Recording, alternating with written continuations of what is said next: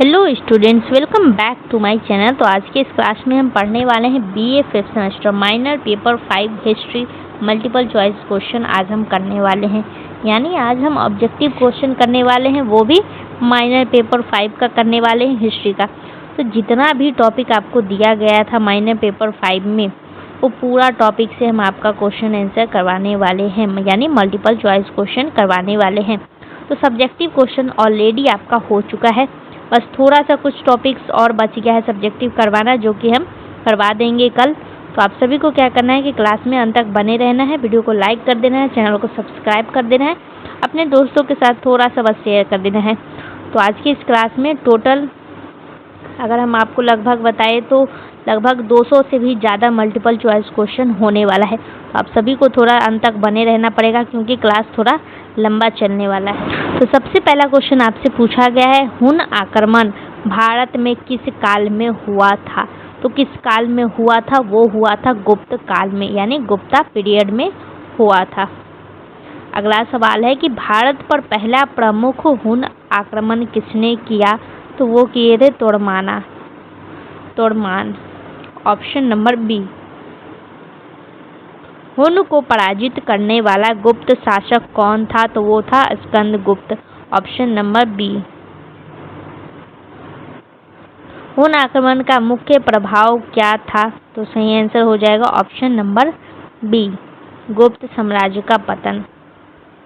अगला सवाल है कि हर्षवर्धन किस वंश से संबंधित थे?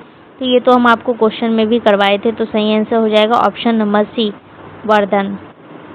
हर्ष की राजधानी क्या थी? तो सही आंसर हो जाएगा कन्नौज। Option number B. अगला सवाल है कि हर्षवर्धन के दरबार में कौन प्रसिद्ध चीनी यात्री आया था? सही आंसर हो जाएगा ऑप्शन नंबर बी। अगला सवाल है कि हर्ष को प्राचीन भारत का अंतिम महान हिंदू शासक क्यों कहा जाता है? Why is Harsh called the last great Hindu ruler of ancient India? इसीलिए कहा जाता है क्योंकि उसके बाद मुस्लिम शासन शुरू हो चुका था। Option number B. राजपूतों की उत्पत्ति से जुड़ी अग्निकुंड सिद्धांत क्या कहता है? तो ये कहता है ओरिजिन फ्रॉम फायर पिट, यानी अग्निकुंड से उत्पत्ति। तो विदेशी मूल सिद्धांत के अनुसार राजपूत कौन थे? तो हुन और सकाज के वंशज थे। ऑप्शन नंबर बी, हुन और शक के वंशज। तो सूर्यवंशी राजपूत किससे संबंधित माने जाते हैं? तो वो है सूर्य से। Option number B. अगला सवाल है कि राजपूतों की उत्पत्ति के कितने प्रमुख सिद्धांत हैं? तो वो है 4। अगला सवाल है कि मिहिर कुल किस धर्म से संबंधित था? तो वो था ऑप्शन नंबर सी, शैव धर्म से। हुन आक्रमण का कौन सा प्रभाव भारत की राजनीति पे पड़ा था? तो वो है विकेंद्रीकरण। Option number B. अगला सवाल है कि हुन के आक्रमण से कौन सा क्षेत्र सबसे अधिक प्रभावित हुआ? Which region was most affected by the Huna invasion? तो सही आंसर हो जाएगा north west. Option number B. Hun आक्रमण के समय गुप्त साम्राज्य का शासक कौन था? Who was the Gupta ruler during the Huna invasion? वो थे Skandagupta. Option number C. Harshavardhana का शासन काल कब था? When did Harshavardhana rule? सही आंसर हो जाएगा ऑप्शन नंबर ए, 606 से लेकर के 647 एडी तक। अगला सवाल है कि हर्ष ने किस धर्म को संरक्षण दिया? सही आंसर हो जाएगा आपका ऑप्शन नंबर सी, हिंदू को और बौद्ध धर्म को, दोनों को दिया था। तो ऑप्शन नंबर सी। हर्ष द्वारा लिखी गई प्रसिद्ध पुस्तक कौन सी है? तो वो है Nagananda. Option number B. Harsha का समकालीन दक्षिण भारत का शक्तिशाली शासक कौन था? तो वो था पुलकेशिन द्वितीय। ऑप्शन नंबर ए। चंद्रवंशी राजपूत किससे उत्पत्ति मानते हैं? तो सही आंसर हो जाएगा वो चंद्र से। अग्निकुंड सिद्धांत का उल्लेख किस ग्रंथ में मिलता है? तो वो मिलता है पृथ्वीराज रासो में। ऑप्शन नंबर सी।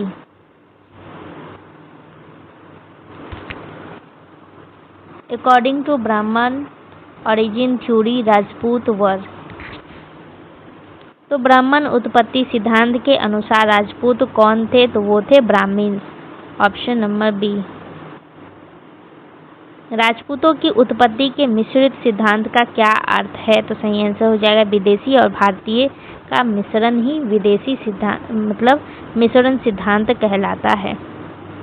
अगला सवाल है कि हुन आक्रमण के कारण भारत में कौन सी सामाजिक व्यवस्था मजबूत हुई? तो वो हुआ सामंतवाद। हुन के आक्रमण के बाद भारत में किस प्रकार की राजनीतिक स्थिति उत्पन्न हुई थी? ये एकीकृत शासन, ये गलत है। और क्षेत्रीय राज्यों का उदय हुआ था, तो ये सही हो जाएगा ऑप्शन नंबर बी। अगला सवाल है कि मिहिर कुल किसके लिए प्रसिद्ध था? तो मिहिर कुल प्रसिद्ध था आपका क्रूरता के लिए। Option number B.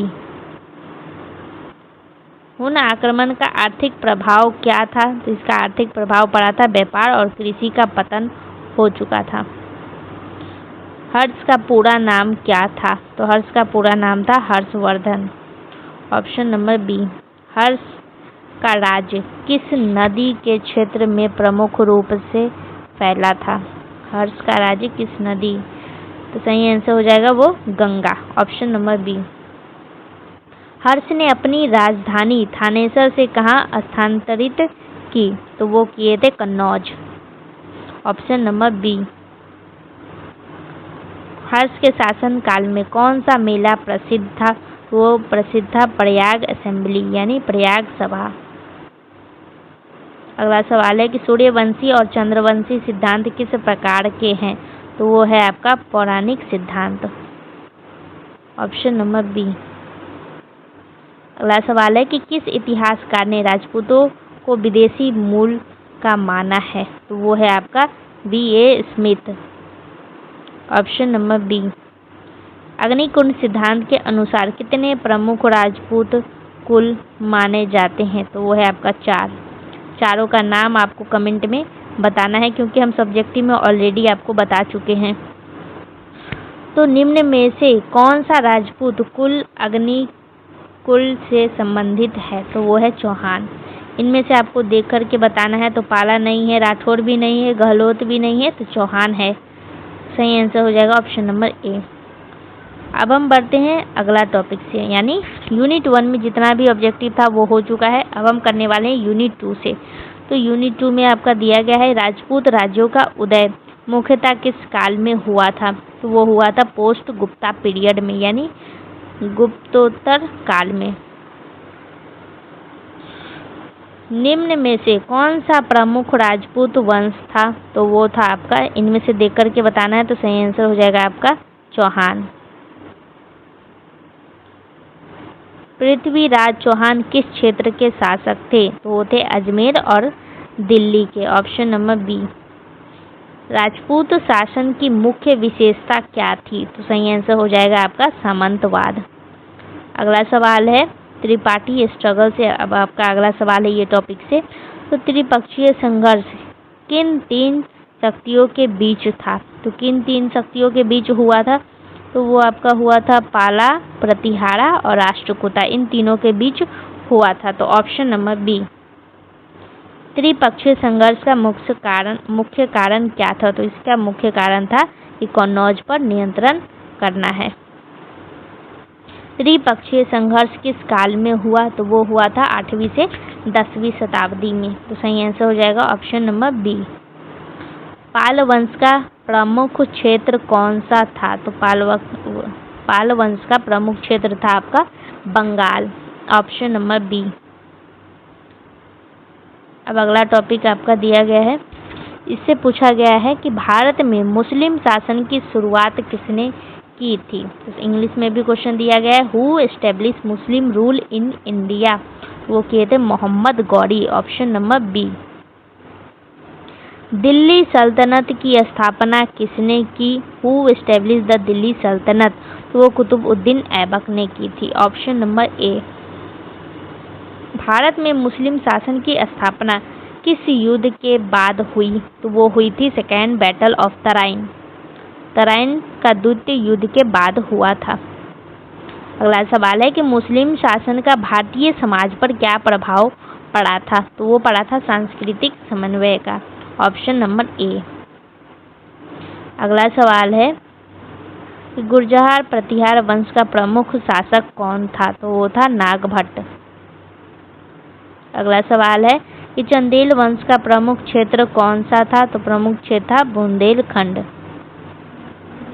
अगला सवाल है कि परमार वंश की राजधानी कहाँ थी? What was the capital of the Paramara dynasty? तो वो था Dhar. Option number B. Solanki वंश का प्रमुख क्षेत्र कौन था? वो था गुजरात। Option number B. त्रिपक्षीय संघर्ष में प्रतिहार वंश का संस्थापक कौन था? तो वो थे नागभट्ट फर्स्ट। पाल वंश का संस्थापक कौन था? तो पाल वंश का संस्थापक था गोपाल। राष्ट्रकूट वंश का प्रमुख शासक कौन था? तो वो था ध्रुव। सही आंसर हो जाएगा आपका ऑप्शन नंबर ए। अगला सवाल है कि त्रिपक्षीय संघर्ष का परिणाम क्या था? सही आंसर हो जाएगा इसमें कोई विजेता नहीं था। अगला सवाल है कि कुतुबुद्दीन ऐबक किस वंश का संस्थापक था? तो सही आंसर हो जाएगा गुलाम वंश का। कुतुबुद्दीन मीनार का निर्माण किसने शुरू कराया? Who started the construction of Qutub Minar? तो सही आंसर हो जाएगा आपका option number B. Qutubuddin Aibak ने कराया था, ये आपको याद रखना है। इल्तुतमिश का सबसे बड़ा योगदान क्या था? सही आंसर हो जाएगा इल्तुतमिश का सबसे बड़ा योगदान था दिल्ली सल्तनत को स्थिर करना। मुस्लिम शासन के दौरान कौन सी नई वास्तुकला शैली आई थी? तो आई थी इंडो इस्लामिक शैली। मुस्लिम शासन का भाषा पर क्या प्रभाव पड़ा? सही आंसर हो जाएगा उर्दू का विकास हुआ था। तो ऑप्शन नंबर बी। दिल्ली सल्तनत के दौरान कौन सी प्रशासनिक प्रणाली विकसित हुई थी? सही आंसर हो जाएगा आपका एकता सिस्टम, यानी एकता प्रणाली विकसित हुई थी। अगला सवाल है कि मुस्लिम शासन का धार्मिक प्रभाव क्या था? सही आंसर हो जाएगा धार्मिक सहिष्णुता और संघर्ष दोनों। भारत में मुस्लिम शासन की शुरुआत किस वर्ष मानी जाती है? वो माना जाता है 1206 में। सही आंसर हो जाएगा ऑप्शन नंबर सी। गहलोत वंश का प्रमुख केंद्र कहाँ था? तो वो था मेवाड़ में। ऑप्शन नंबर ए। अगला सवाल है कि राठौड़ वंश का प्रमुख क्षेत्र कौन सा था? तो वो था मरवाड़। अगला सवाल है कि राजपूत शब्द का अर्थ क्या है? सही आंसर हो जाएगा राजा का पुत्र। अगला सवाल है कि राजपूत राज्यों की राजनीति की प्रमुख विशेषता क्या थी? सही आंसर हो जाएगा आपसी संघर्ष। Option number B. अगला सवाल पूछा गया है कि चौहान वंश की राजधानी कहाँ थी? वो था अजमेर। Option number B. अगला सवाल है कि त्रिपाठी स्ट्रगल से ही अगला सवाल पूछा गया है कि प्रतिहार वंश की राजधानी क्या थी? तो वो था Kannauj. Option number A. Pala वंश का सबसे शक्तिशाली शासक कौन था? तो सही आंसर हो जाएगा धर्मपाल। Option number B. अगला सवाल पूछा गया है कि राष्ट्रकूट वंश की राजधानी क्या थी? तो राष्ट्रकूट वंश की राजधानी मानेखेट थी। तो ऑप्शन नंबर बी। त्रिपक्षीय संघर्ष में राष्ट्रकूटों का प्रमुख उद्देश्य क्या था? तो वो था कन्नौज पर अधिकार पाना है। अगला सवाल है कि त्रिपक्षीय संघर्ष के दौरान कौन सा वंश दक्षिण भारत से संबंधित था? तो सही आंसर हो जाएगा राष्ट्रकूट। ऑप्शन नंबर सी। अगला सवाल है कि दिल्ली सल्तनत का वास्तविक संस्थापक किसे माना जाता है? तो वो माना जाता है इल्तुतमिश को। Option number B. चहलगानी क्या था? चहलगानी क्या है? सही आंसर है आपका इसका 40 अमीरों का समूह को हम क्या कहते हैं? चहलगानी। अगला सवाल है कि बलबन की लोहे और खून की नीति किससे संबंधित थी? तो वो थी आपका प्रशासन और अनुशासन से, ऑप्शन नंबर बी। अगला सवाल है कि मुस्लिम शासन के दौरान कौन सी नई फैसले भारत में आई थी? तो वो आया था तंबाकू और मक्का। सॉरी, फैसले नहीं, फसलें हैं, फसलें होगा यहाँ पे। तो दिल्ली सल्तनत के दौरान भूमि कर को क्या कहा जाता था? तो वो कहा जाता था खराज, ऑप्शन नंबर बी। अगला सवाल है कि जजिया कर किस पर लगाया जाता था? तो जजिया कर लगाया जाता था नॉन मुस्लिम पे लगाया जाता था, मतलब गैर मुस्लिम पे लगाया जाता था। मुस्लिम शासन का सबसे महत्वपूर्ण सांस्कृतिक प्रभाव क्या था? तो वो था आपका सांस्कृतिक समन्वय, ऑप्शन नंबर बी। सिसोदिया वंश का संबंध किस राजपूत राज्य से था? तो वो था मेवाड़ से। परमार वंश का प्रसिद्ध शासक कौन था? तो वो था भोज। राजतरंगिणी किससे संबंधित है? तो ये संबंधित है कश्मीर से। चंदेल वंश द्वारा निर्मित प्रसिद्ध मंदिर कौन से हैं? इसमें से आपको देख करके बताना है। तो सही आंसर हो जाएगा Khajuraho, option number B. Rajput काल में समाज का आधार क्या था? तो सही आंसर हो जाएगा कृषि था राजपूत काल में। धर्मपाल किस वंश से संबंधित था? तो वो था आपका पाल से। देवपाल किसका उत्तराधिकारी था? तो वो था धर्मपाल का। अगला सवाल है कि राष्ट्रकूट वंश का संस्थापक कौन था? तो इसके संस्थापक दंती दुर्गा। इससे क्वेश्चन भी पूछा जाता है, दंती दुर्गा से क्वेश्चन भी आता है। त्रिपक्षीय संघर्ष का मुख्य क्षेत्र कौन सा था? वो था कन्नौज, ऑप्शन नंबर ए।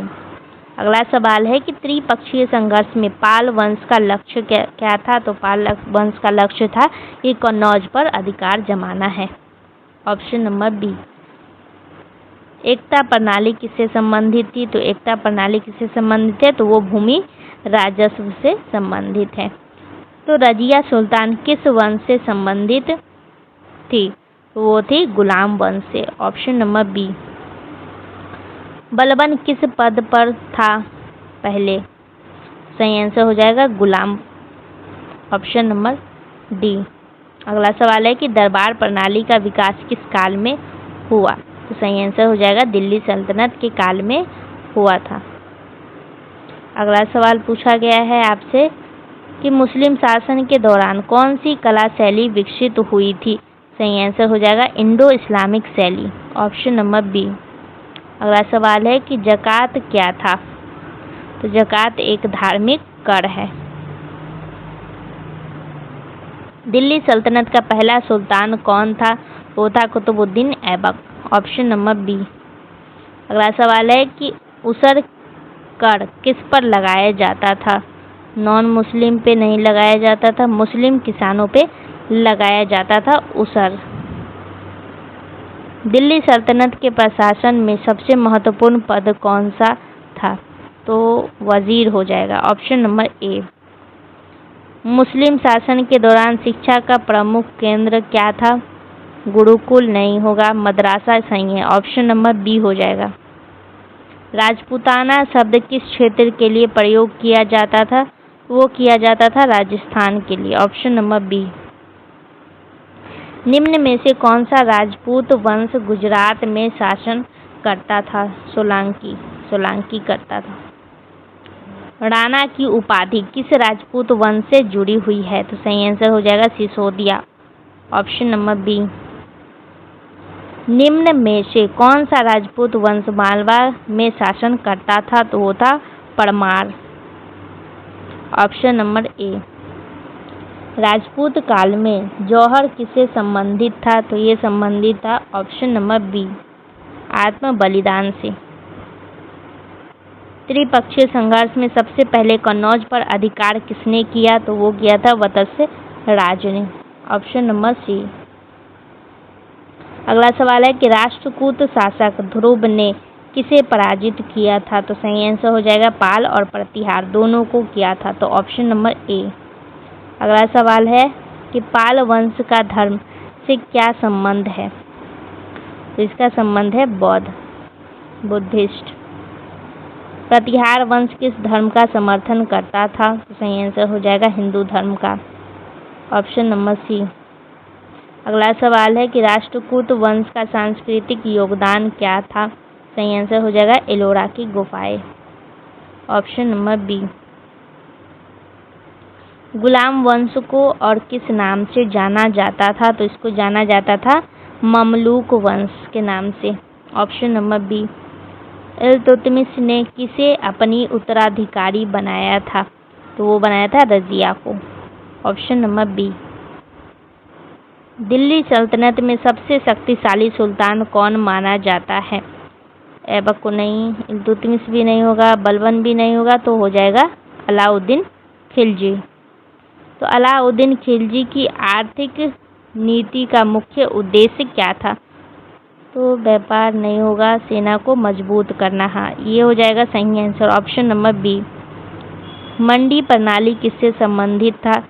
बलबन से नहीं है, इल्तुतमिश से भी नहीं है, तो अलाउद्दीन खिलजी से है, ऑप्शन नंबर सी। मुस्लिम शासन के दौरान कौन सी भाषा प्रशासनिक भाषा थी? संस्कृत नहीं है, हिंदी भी नहीं है, पर्शियन हो जाएगा, ऑप्शन नंबर सी। सूफी आंदोलन का मुख्य उद्देश्य क्या था? तो इसका मुख्य उद्देश्य था प्रेम और भक्ति। काजी का कार्य क्या होता है? तो काजी का कार्य होता है न्यायाधीश यानी जज। दिल्ली सल्तनत का अंतिम वंश कौन सा था?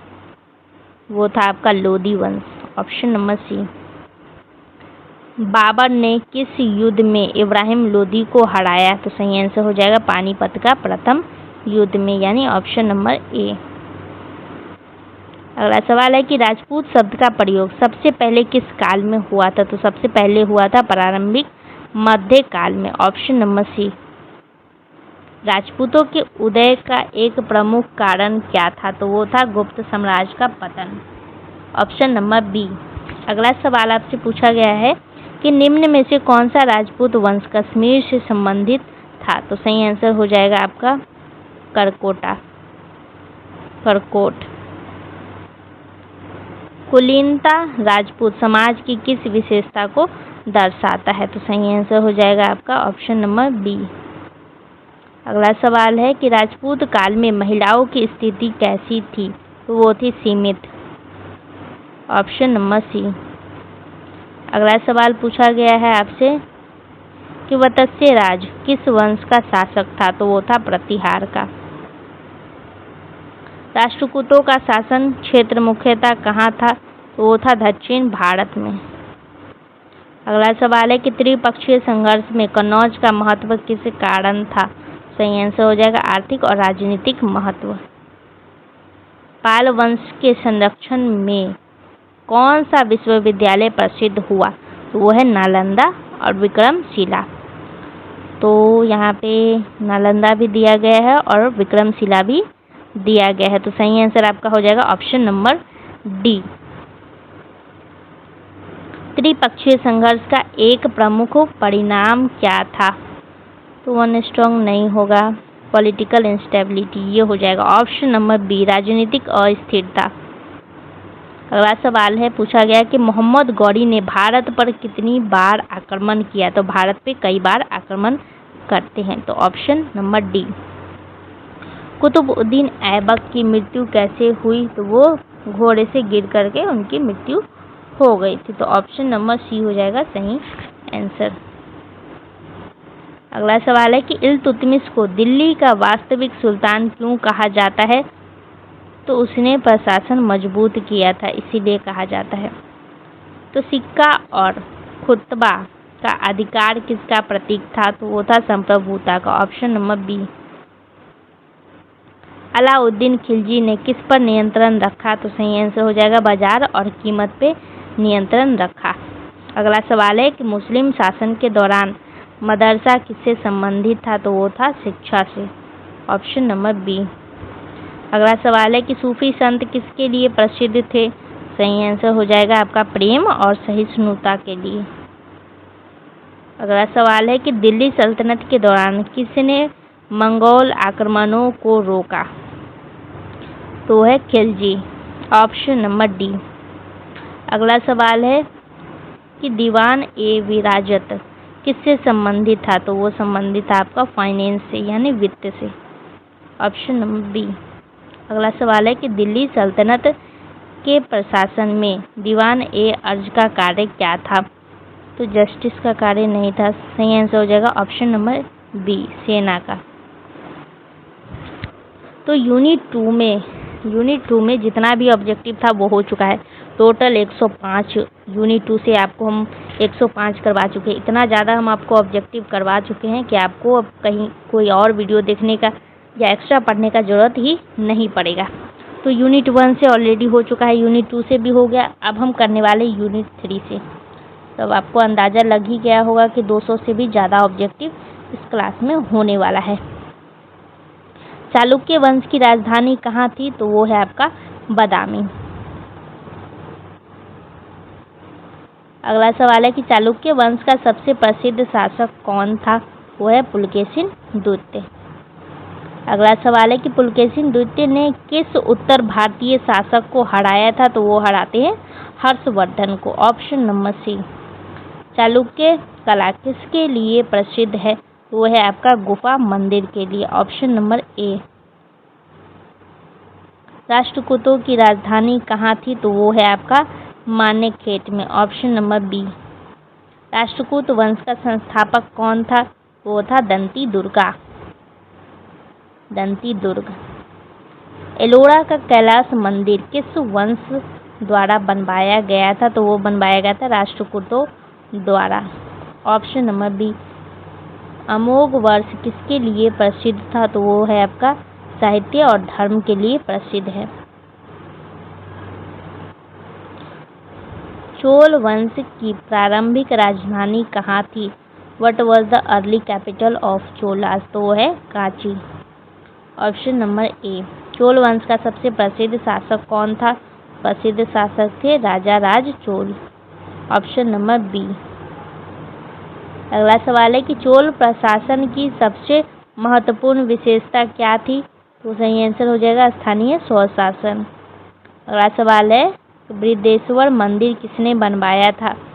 तो वो राजा राज चोल बनवाते हैं। अगला सवाल आपसे पूछा गया है पाला, पांड्या और चेरा, ये टॉपिक से पूछा गया है क्वेश्चन। पूछा गया है कि पल्लव वंश की राजधानी कहाँ थी? तो वो है आपका कांचीपुरम में। अगला सवाल है कि महाबलीपुरम के मंदिर किस वंश से संबंधित है? तो वो है आपका पल्लव से, ऑप्शन नंबर सी। अगला सवाल पूछा गया कि पांड्य वंश की राजधानी क्या थी? तो सही आंसर हो जाएगा आपका मदुरई, ऑप्शन नंबर बी। अगला सवाल आपसे पूछा गया है कि चेर वंश का प्रमुख व्यापार किससे संबंधित था? तो वो संबंधित था आपका मसाले से, ऑप्शन नंबर ए।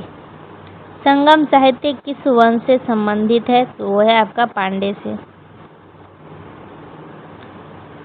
पल्लव वंश का प्रसिद्ध शासक कौन था? सही आंसर हो जाएगा Narasimha Varman, option number A. Chalukya वंश का संस्थापक कौन था? वह है पुलकेशिन प्रथम। ऐहोल अभिलेख किस शासक से संबंधित था? तो वो था पुलकेशिन द्वितीय से।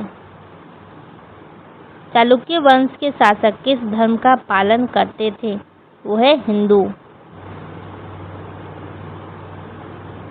चालुक्य काल में कौन सा स्थापत्य शैली विकसित हुई? सही आंसर हो जाएगा आपका ऑप्शन नंबर सी, वेसर। अगला सवाल है कि राष्ट्रकूटों ने किस वंश को हरा करके सत्ता प्राप्त की? तो वो है चालुक्य, ऑप्शन नंबर ए। अगला सवाल पूछा गया कि कृष्ण फर्स्ट ने कौन सा प्रसिद्ध मंदिर बनवाया था? वो है आपका कैलाश मंदिर, ऑप्शन नंबर बी। राष्ट्रकूटों का शासन किस क्षेत्र में प्रमुख था? तो वो था दक्कन में, ऑप्शन नंबर बी। कविराज मार्ग किसने लिखा? वो लिखा गया था अमोघ वर्ष होगा।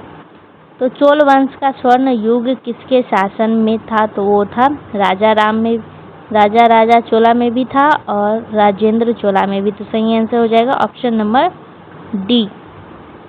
राजेंद्र चोल ने किस क्षेत्र तक अपना विस्तार किया? तो श्रीलंका और दक्षिण पूर्व एशिया तक। चोल प्रशासन में उड़ क्या था? सही आंसर हो जाएगा ग्राम सभा, ऑप्शन नंबर बी। अगला सवाल है कि चोलों की नौसेना किसके लिए प्रसिद्ध थी? वह व्यापार और विजय के लिए, ऑप्शन नंबर बी। पल्लव वंश का संस्थापक कौन था? तो सही आंसर हो जाएगा आपका ऑप्शन नंबर बी। अगला सवाल है कि महाबलीपुरम का निर्माण किसने कराया? तो सही आंसर हो जाएगा ऑप्शन नंबर ए। पांड्य वंश किसके लिए प्रसिद्ध था? तो ये था व्यापार के लिए और मोती के लिए। चेर वंश की राजधानी कहाँ थी? तो सही आंसर हो जाएगा वंजी। पल्लवों की स्थापत्य शैली किस प्रकार की थी? तो वो है आपका गुफा और रथ मंदिर, ऑप्शन नंबर ए। संगम काल में कौन सा वंश प्रमुख था? तो वो है पांड्य। चोल काल में मंदिरों की क्या भूमिका थी? सही आंसर हो जाएगा ऑप्शन नंबर बी। आर्थिक और सामाजिक केंद्र था मंदिर। पल्लव और चालुक्य के बीच संघर्ष किस कारण था? तो वो था क्षेत्रीय विस्तार के कारण, ऑप्शन नंबर बी। चोल वंश की प्रशासनिक इकाई सभा किससे संबंधित थी? वो था आपका ब्राह्मण ग्राम से। दक्षिण भारत के इन राज्यों की एक सामान्य विशेषता क्या थी? वो था आपका समुद्री व्यापार का। चालुक्य वंश का प्रसिद्ध चीनी यात्री कौन से शासक के समय आया? तो वो आया पुलकेशिन द्वितीय के समय, तो ऑप्शन नंबर बी। हेन सेंग ने किस चालुक्य शासक के दरबार का दौर किया? तो वो करते हैं पुलकेशिन द्वितीय के, ऑप्शन नंबर ए। चालुक्य और पल्लवों के संघर्ष में किस पल्लव शासक ने वातापी पर कब्जा किया? वो है Narasimhavarman first, option number B. Vatapi विजय के कारण नरसिंहवर्मन फर्स्ट को कौन सी उपाधि मिली? वो मिला था वातापी कोंडा, ऑप्शन नंबर ए। चालुक्य संस्थापत्य के प्रमुख केंद्र कौन से थे? सही आंसर हो जाएगा ऑप्शन नंबर बी। राष्ट्रकूट वंश का स्वर्ण काल किसके शासन में माना जाता है? तो वो है अमोघ वर्ष, ऑप्शन नंबर सी। राष्ट्रकूट किस भाषा के संरक्षण के लिए प्रसिद्ध थे? तो वो है आपका संस्कृत और कन्नड़, ऑप्शन नंबर बी। अमोघ वर्ष द्वारा लिखित ग्रंथ कौन सा है? तो वो है आपका कविराज मार्ग, ऑप्शन नंबर ए। राष्ट्रकूटों का प्रमुख धार्मिक झुकाव किस ओर था? तो वो था जैन धर्म के प्रति, ऑप्शन नंबर ए। राष्ट्रकूटों का पतन किसके बाद हुआ? तो वो हुआ था चालुक्यों के पुनरुत्थान के बाद, ऑप्शन नंबर ए। राजेंद्र चोल ने किस नई राजधानी की स्थापना की? सही आंसर हो जाएगा ऑप्शन नंबर सी। अगला सवाल है कि चोलों की आय का मुख्य स्रोत क्या था? तो वो था भूमि कर, ऑप्शन नंबर बी। चोल प्रशासन का सबसे निचला स्तर क्या था? तो वो था ग्राम, ऑप्शन नंबर सी। चोलों की नौसेना का उपयोग मुख्यतः किसके लिए होता है? तो वो होता है समुद्र व्यापार और विस्तार के लिए। अगला सवाल है कि चोल कला का सबसे प्रसिद्ध उदाहरण क्या है? तो वो है कांस्य मूर्तियां, ऑप्शन नंबर ए। पल्लवों की स्थापत्य कला का प्रसिद्ध उदाहरण क्या है? वो है सोड़ मंदिर। पांड्य वंश मुख्यतः किस व्यापार के लिए प्रसिद्ध था? वह है मोती के लिए। चेर वंश का विदेशी व्यापार मुख्यतः किनके साथ था? तो वो था रोम। तो अगला सवाल पूछा गया है कि संगम साहित्य किस भाषा में लिखा गया? तो वो है तमिल। ऑप्शन नंबर बी, दक्षिण भारत के इन राज्यों की सबसे बड़ी आर्थिक ताकत क्या थी? वो है समुद्री व्यापार। तो जितना भी ऑब्जेक्टिव था 200 से भी प्लस वो पूरा कंप्लीट हो चुका है। लगभग आधा घंटा का ही क्लास हुआ होगा। तो आई होप कि ये वीडियो आप सभी के लिए काफ़ी हेल्पफुल रहेगा। दोस्तों के साथ शेयर कर देना है और चैनल को सब्सक्राइब कर लेना है। बाकी आपका सब्जेक्टिव क्वेश्चन पूरा कंप्लीट करवा दिया जाएगा कल। कोई भी दिक्कत हो कमेंट में पूछ लेना है। चलिए क्लास को यहीं पे एंड करते हैं।